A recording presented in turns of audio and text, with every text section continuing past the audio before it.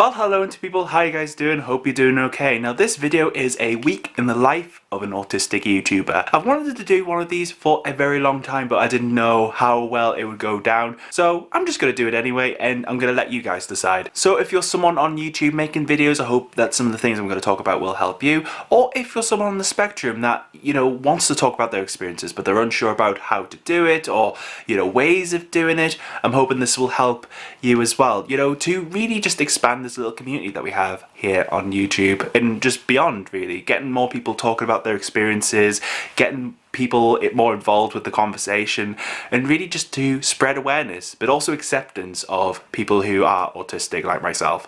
And really, without any further ado, and I don't know how this is going to go, we're going to start on Monday morning. So my Monday mornings start with me waking up at 6:30 in the morning, and this is every day during the weekday. And basically I go off to work for 7:30, and most of my YouTube work doesn't start until I get home.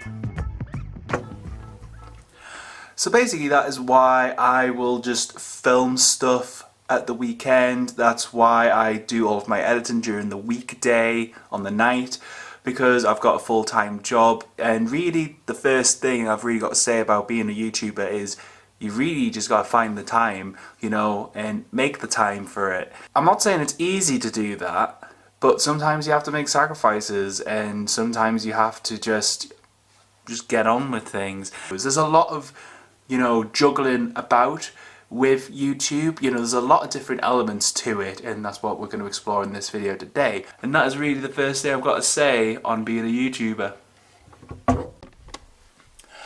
So really the first place I get video ideas from is the YouTube comment section. Now I love the comment section purely because it is just a great resource, people suggesting video ideas, people talking about their life experiences, and I might see something and think that would make a really cool video.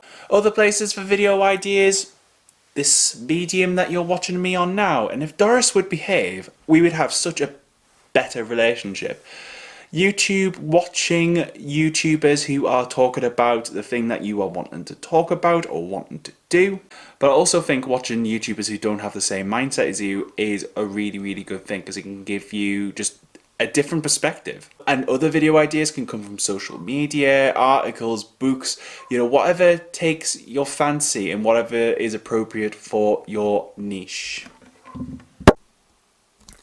So I think what I'm going to do right now is cook some potatoes. These potatoes specifically, make them, wait for my fiance to come back, and then once she's back, we've had tea and everything, I'll take you to my laptop and I'll show you my YouTube structure, how I structure things like that. But if you are enjoying the video so far, make sure you leave a big thumbs up and subscribe to see more videos about autism on a weekly basis. And there we go, we're in a little bit more of a normal setup, just to show you what I've got on my laptop in terms of how I structure my videos, talk about that a little bit, and also my schedule, because I am one of these people in real life that just needs a schedule to function. So this is my current schedule for 2020. Obviously you can see that a lot of them have been highlighted off. If I get to a stage where I've filmed a video, I'll put filmed, and then along there, I'll just put if it needs editing, if it needs SEO work done to it. And basically it's scheduled for a long time. And this here is the video that you're seeing right now. That's when it's being filmed, just for full context. So I did say that I would show you guys how I actually script my videos. And this is one of the ways. I basically take a working title, so autism, stimming, why autistic people stim. That's just a working title at this moment in time, because hint hint, I haven't recorded it yet. It's something I'm going to do this week as you're watching this. So basically I'll script out the entire video, given general points. Obviously if I've got anything that I want to add in, I'll bold it out. So because Chewy Gem sent me a mystery gift bag. I wanted to include this as a part of the video because it's about stimming, and stimming and chewy gem go hand in hand, and you know, it all kind of works. So really the scripts, this kind of script for me is just a guide only. You know, I don't read it word for word. It's basically for me to keep a mental note of where I am in the video. And also when it comes to the editing, it becomes so much easier because I know exactly where I am. I know exactly where I need to cut things out and change things around, all of that sort of thing. But now I'm going to show you the other way that I script my videos. Basically, I went through my previous things not to say to autistic people and wrote down everything that I'd said in those videos. And basically, I went online, I went into the deepest, darkest parts of my mind and thought, okay, what are some things that people shouldn't really say to autistic people just in general, and just listed them down. And basically those talking points, I just came in here one day, I set up, but what I was actually talking about, I didn't have a plan. I literally had no plan. It just sort of came out as I was thinking about these different points. But there's not much else for me to do tonight. I'm gonna upload my alexithymia test video, which came out a few weeks ago. I'm going to schedule that for Friday. I'm going to do the SEO stuff probably Wednesday and show you how I plan all of that out. I'm actually going to set up for my live stream, which was the February live stream, the live Q&A. I'm going to set up for that tonight so I don't have to do it tomorrow. And yeah, so I'll see you tomorrow.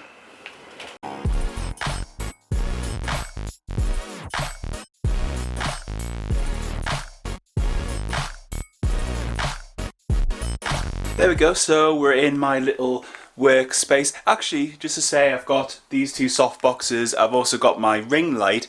That's a new addition to the set. Well, yeah, I would say this is actually my set. You know, the place where I mainly record my videos. I have my laptop on there, and then I've got my webcam. So really, it is a very minimalistic setup. It's quite easy, and I think that's the thing if you're doing YouTube.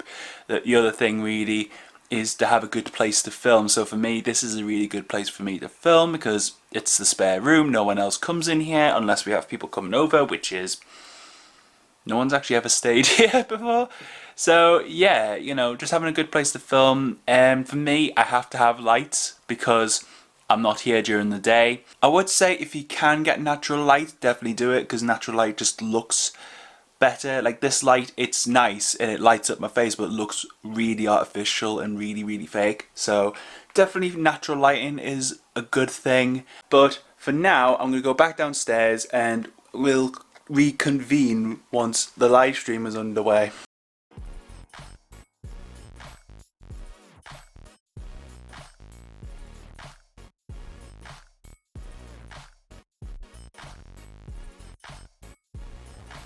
I've been to live streams recently. I've just been addicted to live streams. Yeah, I quite like live streams. Live streams are really fun, purely because I think it's just a good way of interacting with the creator directly. And, you know, they can just be a bit more interpersonal and, you know, just, I don't know, just answer questions and stuff. And, you know, it's a little bit less scripted, which is obviously really nice as well. Hi guys, so it is Wednesday and today is where I just show you kind of the SEO stuff. So basically all of the SEO stuff I do is do the title. I came up with that today. It just seemed to work with what the context of the video is, which is obviously me doing an alexithymia test. And basically the first paragraph is basically describing what the video actually is. You know, in effect, what are people coming to watch effectively. And basically from the title and the description, this helps me with my tags. So basically the first part of the title was, do I have alexithymia? That instantly goes into the tags, and basically anything else that's associated with the title and the description goes into the tags. There probably are better methods to doing it, but basically the tags are really there just to tell YouTube what the video is about. So basically I've included things, I'll just show you again. you know, alexithymia test, alexithymia quiz, alexithymia traits, alexithymia and autism, because that's what my channel's about. I've included some cards to different videos and also playlists. I know some creators don't use cards, but when you're starting out, or you know, if you've got relevant content to that video, it just makes sense having cards in there. So, you know, you can link people to, you know, more of your videos and things, and that's how really, you know, people can see more of your content, you know, as well as putting links to your videos, your playlists and stuff in the description. And really what I can really say about the description box is actually utilize it, actually utilize the description box, you know, put links to your own videos in there, links to playlists, things like that, because it all helps. It makes it so much easier for people to actually find your videos, you know, if you're just thinking about the viewer experience, you know, if you click on a link and it's just one video and there's like not an accessible way for people to view the person that you're watching's content, they're gonna like go off and, I don't know, make brownies or something, you know, I don't know. So I think tomorrow I'm gonna film a video, because I actually need to film a video for Tuesday, so I kind of need to do it. If it's not tomorrow, then it's gonna be at the weekend, and it's just gonna be massively rushed, and it's really just stressful just doing it that way. We'll just see what happens the rest of the week, because I don't know how whole thing's gonna turn out, to be honest, but oh well, new adventures and all of that stuff. Anyway, I'll catch you in a bit.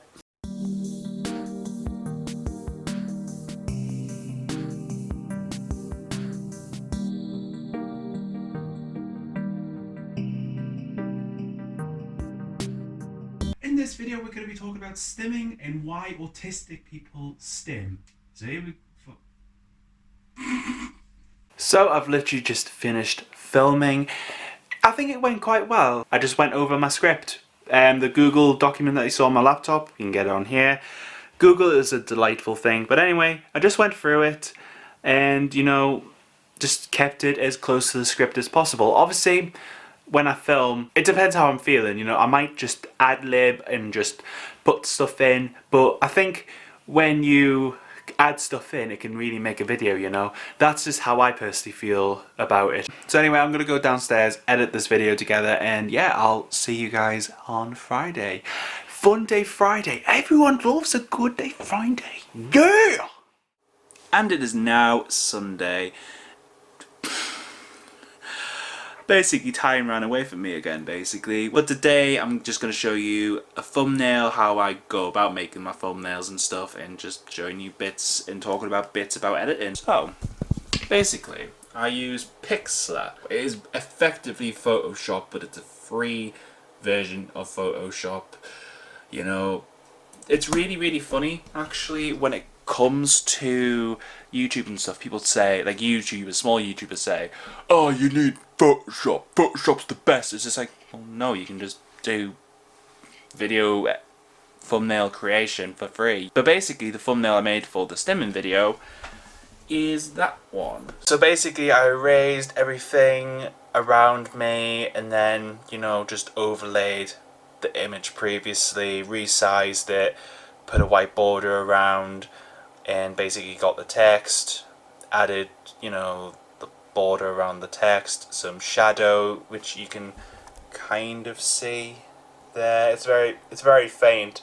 For me, I like to add a little bit of film grain in there, so monochrome and just like the standard film grain. It just adds a bit of texture when you're actually just looking at it like this. It just adds a little bit more. I also added a blur, but like I say, I've already edited the stimming video, so basically this is my Cyberlink Power Director editor, and yeah, basically because the video was already scripted, obviously you've seen the script the other day, that's the intro, that's my intro card. So basically that's the intro. And in the plan I did say I would have like a Chewy Gem promotional thing, basically that's that. But after the Chewy Gem stuff, it's literally the rest of the video, you know, what is stimming and, you know, why do autistic people stim, basically. But when I'm editing, basically, because it's already pre-filmed, well, it's obviously filmed, but like I've got a plan of what I'm doing and what I'm gonna say. I basically know when to cut, and anything excess or extra that I just did because it's me, I'll just cut it out. Basically, I just keep things as simple as possible, and basically to make the video a little bit more interactive visually, I'll add B-roll, and basically B-roll is additional video, images and things like that that you guys will probably would have seen me put in if you watch my videos regularly. So like for example, there's in this video there's a whole thing about me talking about steak and stuff. It's relevant to what I'm talking about, but you know, I just added a thing with a chef and with a nice bit of juicy steak. But you know, just adding in additional images and video just to add context to what I'm saying. And the best place to get images and video that you can use for free is Pixels. But really with editing, it is personal choice. Like, I know autistic YouTubers who don't have music whatsoever, and it's just personal choice. You know, it's totally fine if you don't want to include music and stuff. I love music, so I'm just including stuff. But basically, all in all, I hate editing. I think it's the worst thing in the world. You know, massive respect to people who edit all day, every day. I just hate it with a passion. But I love it as well, which is kind of the mad thing. Like, I hate it because of how time consuming it is, but there's so much you can do with an editor, like a good editor. You know, you can, you know, manipulate the audio, you can, you know, manipulate the visuals, you know. I just like content creation, whether it's music, like my guitar and stuff, or with YouTube. It's just all about having that availability to create something great, and you know, using an editor to, you know, enhance what you're saying, really, I think is just the main point of making YouTube videos for me personally. And like I say, editing is just personal choice. You know, there's no right way or wrong way.